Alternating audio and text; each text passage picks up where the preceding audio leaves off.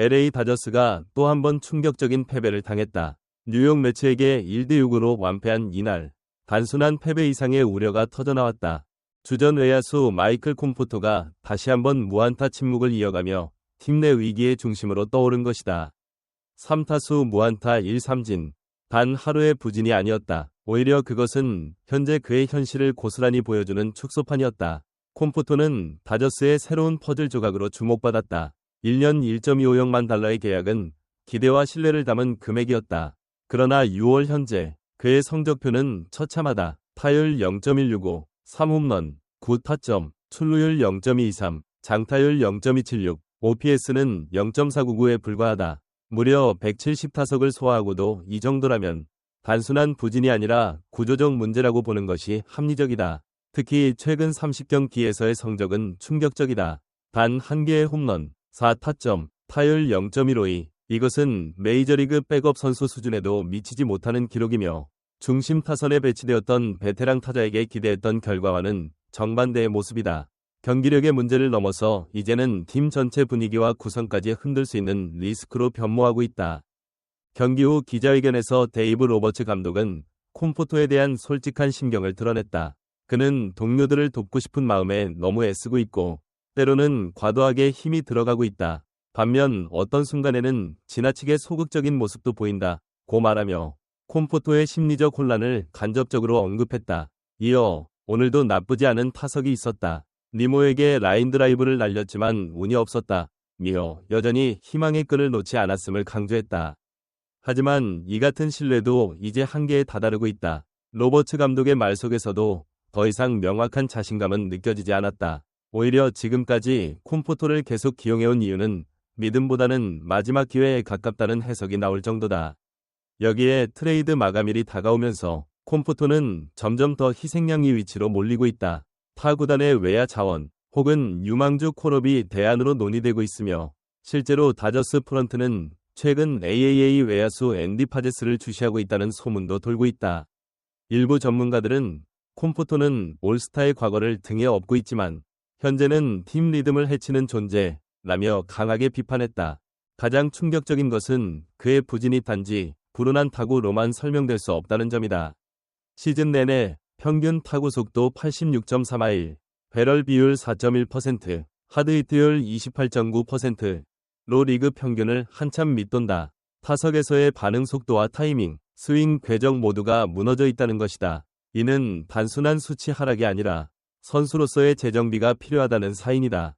다저스는 현재 여러 주전 선수들의 부상 속에서도 김혜성, 윌 스미스, 무키 베츠, 프레디 프리먼 등의 활약으로 버텨가고 있다. 그러나 콤포토의 계속된 부진은 라인업에 구멍을 만들어내고 있으며 최근 경기에서의 연패는 그 여파를 여실히 보여주고 있다. 이와 같은 상황에서 다저스 팬들 사이에서는 더 이상 참을 수 없다는 반응이 속출하고 있다.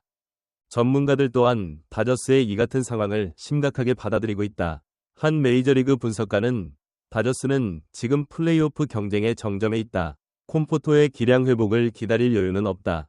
그가 팀에 주는 마이너스가 명백한데 더 이상 시간 낭비를 해선 안 된다. 고 경고했다.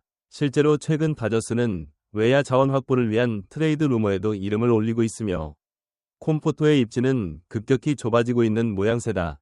트레이드 마감 시한이 다가오고 월드시리즈 우승에 대한 기대감이 그 어느 때보다 높은 상황에서 다저스는 곧 어려운 결정을 내려야 할 수도 있습니다. 그렇다면 다저스는 어떤 선택을 할 수 있을까요?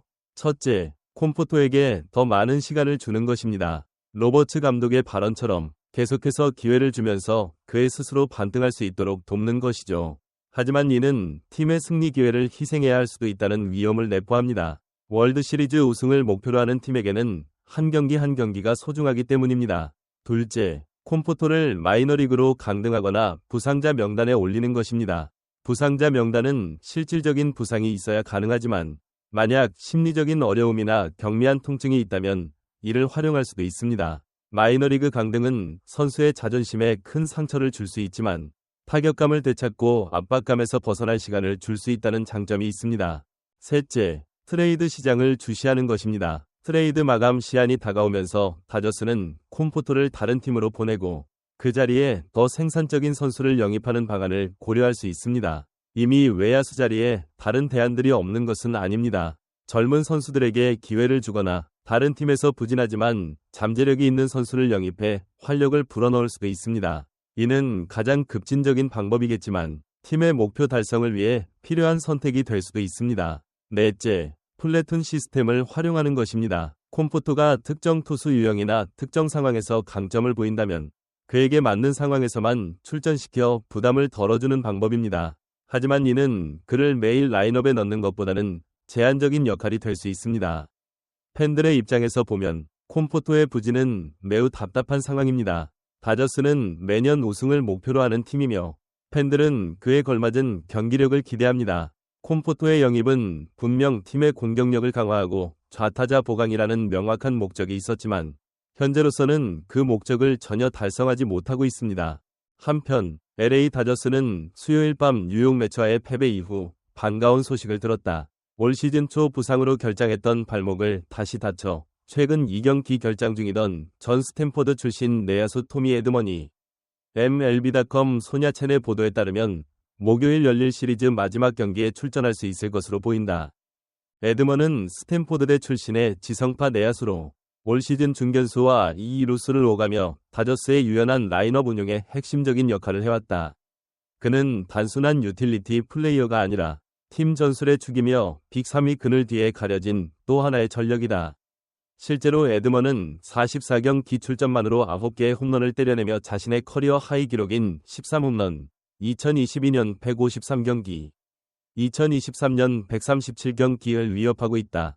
현재 타율은 0.242, 출루율은 0.282로 겉보기에는 평범해 보일 수 있으나 WRC+는 107로 평균 이상을 기록 중이며 이는 배츠 오타니 프리먼 삼각편대 이후 또 하나의 강타자가 중하위 타선에 버티고 있다는 뜻이다. 공격뿐 아니라 수비에서도 에드먼은 리그 상위권 수준의 기여를 보여주고 있다. MLB 공식 통계에 따르면 그는 현재까지 플러스 5위 OAA를 기록 중이며 이 중 4개는 2루수 수비에서 나왔다. 이는 전체 리그 수비수 중 공동 18위, 2루수로만 한정하면 상위 5위권 안에 드는 수치다. 센터필드에서도 평균 이상의 수비력을 유지하고 있으며 이는 곧 다저스가 상대 투수 유형에 따라 유연하게 수비와 타선을 조절할 수 있는 핵심 요인으로 작용한다. 놀라운 점은 이처럼 뛰어난 기량을 지닌 에드먼이 여전히 과소평가된 선수로 분류된다는 점이다. 그 이유는 단 하나, 그의 주변에 있는 선수들이 너무도 찬란하기 때문이다.